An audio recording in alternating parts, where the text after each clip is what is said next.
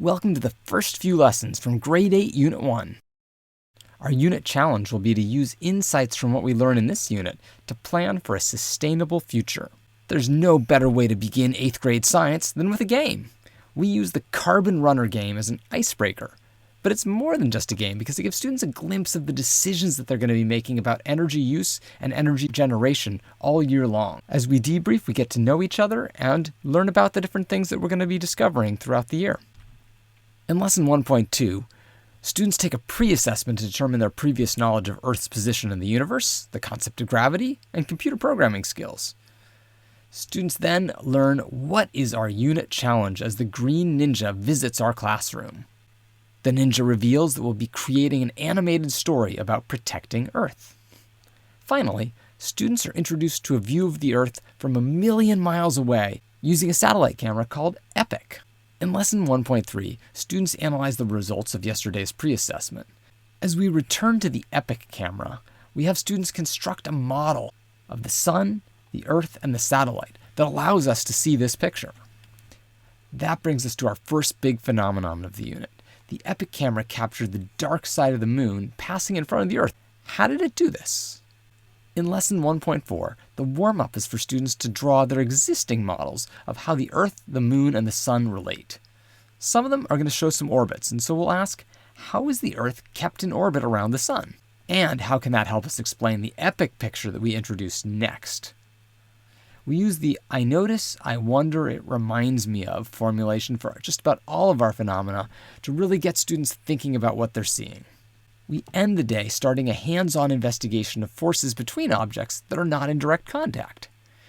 We use magnets as a proxy for gravity's attraction between objects, and a worksheet guides our students. In Lesson 1.5, students wonder, what exactly is gravity? They finish their exploration of non-contact forces and relate it to gravity. And then, as a whole class, we try to relate their hands-on investigation to orbits.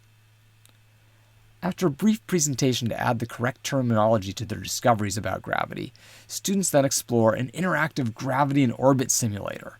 A worksheet guides them through that. In Lesson 1.6, students finish collecting their evidence in the simulator to support a claim about how gravity is affected by mass and distance, and how that explains orbits. We supplement their understanding of gravity with a couple of different visualizations. Then, students go on to diagram the hierarchy of orbiting systems from moons to planets to solar systems and the galaxies and the entire universe. In Lesson 1.7, students use their understanding of gravitational forces to create a system model of the components of the universe and describe the relationships and interactions between the components. They start off with a presentation about these different components. We introduce the rubric for the big picture model next so that students really know what to expect. We end by revisiting the photo of the moon eclipsing the Earth taken by EPIC. Can they explain where the objects must have been in order to take that photo and how each of those objects fits into the bigger picture? In Lesson 1.8, we learn a little bit about the asteroid belt and wonder, how far away is it?